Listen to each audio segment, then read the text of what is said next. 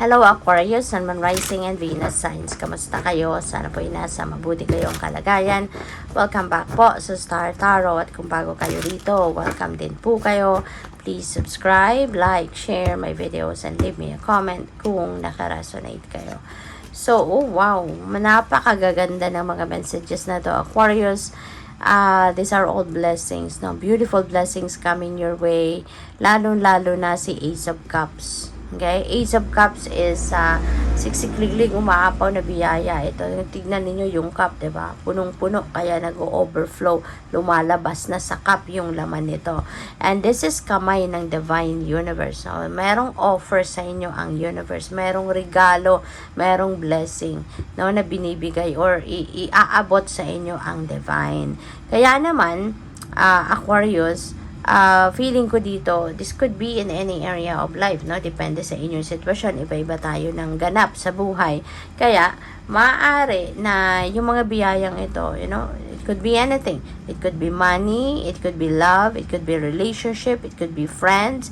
Depende, no? But, kung ano man ang blessing na ibibigay sa inyo dito, it's gonna come in abundance. It's gonna come, it's going to be more than enough sa kung ano ang kailangan ninyo. At yun nga, speaking of kailangan, kung ano mga biyaya na ibibigay sa iyo ng universe ngayon is that's what you need. Ito yung inyong kailangan. Not necessarily na ito yung gusto ninyo, but this is what you need. Kaya yun ang ibibigay sa iyo ng universe at in abundance pa. No? So, talagang doble-doble overflowing of blessings ang dadating. At overflowing of saya din ito. This is overflowing of joy and happiness din na dadating, napapasok sa buhay ninyo. Okay, Aquarius? Kaya this is a very lucky time and very abundant and prosperous time, no? Si Queen of Pentacles kasi, that is also abundance and prosperity. This is money coming in, no?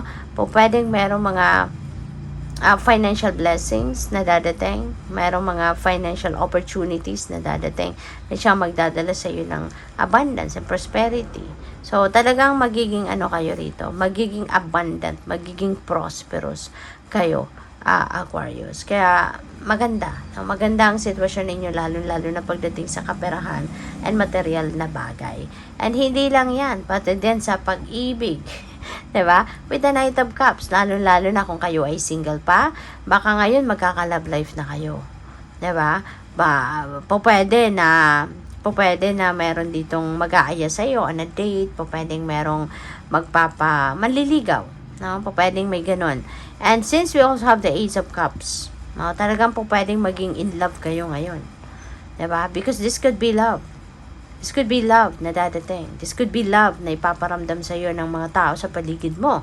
Diba? Pwedeng ganon. And there could be also wedding. Baka merong marriage proposal dito. Baka proposal ito para sa doon sa kung meron kayong meron na kayong karelasyon. Baka sooner or later magkakaroon na ng ano dito, ng marriage proposal, no? Aquarius. Kaya congrats sa iyo. So, tingnan natin kung ano pa ang ganap. And, by the way, maraming salamat muna for subscribing, no? And if you haven't subscribed yet, subscribe na kayo. And also, maraming salamat din for not skipping the ads kasi malaking bagay po yan sa akin. And also, please click the join button sa baba ng video kung gusto po ninyo na mag-join sa membership. Okay? So, tingnan natin kung ano pa ang ganap. We have the resting tree. So, patience and stillness. Ayan. So, baka kailangan, okay. So, since we also have the reflection, optimism and aggression. Ayan. So, meron tayong reflection, meron tayong patience and stillness. So, most likely, Aquarius, ang iba sa inyo, kailangan ninyo ngayon na kailangan ninyo na magpahinga muna, mag-step back muna sa kung ano man ang inyong pinagkakaabalahan.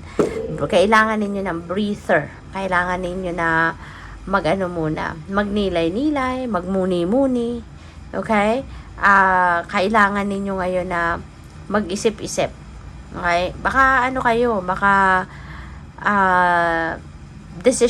may decision kasi kayo na kailangan gawin. So, that could be related to this. 'Diba? Maaaring meron talagang proposal, pag-iisipan ninyo, mayroong manliligaw sa inyo, sa pag-iisipan ninyo, or po pwedeng meron ditong financial opportunity na kailangan din ninyong pag-isipan, 'di ba? If yan makakabuti sa iyo, yan ba ang best para sa iyo, 'di ba? Ito ba yung makakapag-provide sa iyo ng kung ano man ang perang kailangan ninyo, yung mga ganun ba? So, there could be an important decision that you need to make. There are important things that you need to weigh sa ngayon. Kaya, baka kailangan talaga ninyo na magpahinga muna kayo.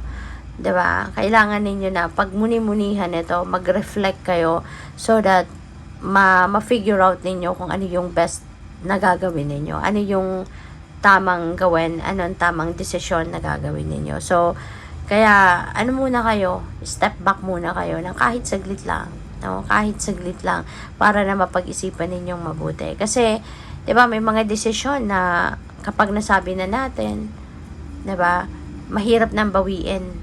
No? Or pa pwedeng hindi mo na mababawi. Kaya habang hindi ka pa nakakapag-desisyon, di ba, isipin mong mabuti muna. Alright? Dig deeper into yourself, no? Kausapin mo yung soul mo. Pakinggan mo yung intuition mo. Pakinggan mo yung inner voice mo para kumbaga masigurado mo, no, na kung ano man ang magiging decision mo, ito ay makakabuti para sa inyo, ito yung tama, 'di ba? Yung mga ganyan. Okay? So, we also have the Fire Prince, may optimism. Alright. So, maaari, no, na there is so much excitement din para sa inyo. You're going to be feeling optimistic about the things, no, na nangyayari sa buhay mo sa ngayon. So, which is good.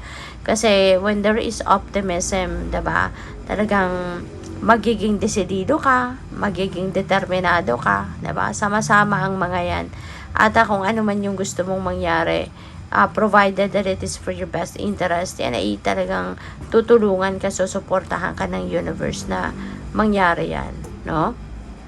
At when there is optimism, syempre, yung positive energy, no, will be there. Positivity will be there. Kaya, mas mag-a-attract ka ng mas mga magagandang pangyayari talaga, magagandang sitwasyon sa buhay.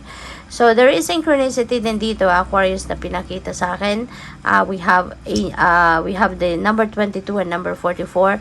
Those are double numbers. So, ibig sabihin, synchronicity ito. Meron extrang mensahe para sa inyo ang universe na gusto niyang malaman ninyo. So, anuhin niyo po ito, i-google ninyo anong ibig sabihin ng mga ito. Okay? Number 22 is a master number. So, tignan ninyo master number 22. No, lalabas dyan. No, kapag ginoogle ninyo, lalabas yan kung ano ibig sabihin yan. At number 44. Okay? And check also on angel numbers. Diba? Angel number 22, angel number 44, at angel number 444. Kasi mayroon din ditong 40. So, that is also number 4. So, tingnan po ninyo kasi marami pa kayong mababasa dyan na impormasyon na po pwedeng makapag-enlighten sa inyo. Po pwedeng dyan ninyo makuha ang clarity. Maaari din na gabayan sa inyo in your current circumstances or yung future na mga pwede pang pagdaanan ninyong sitwasyon sa buhay. Okay? So, good luck. Thank you for watching Love and Light. Namaste.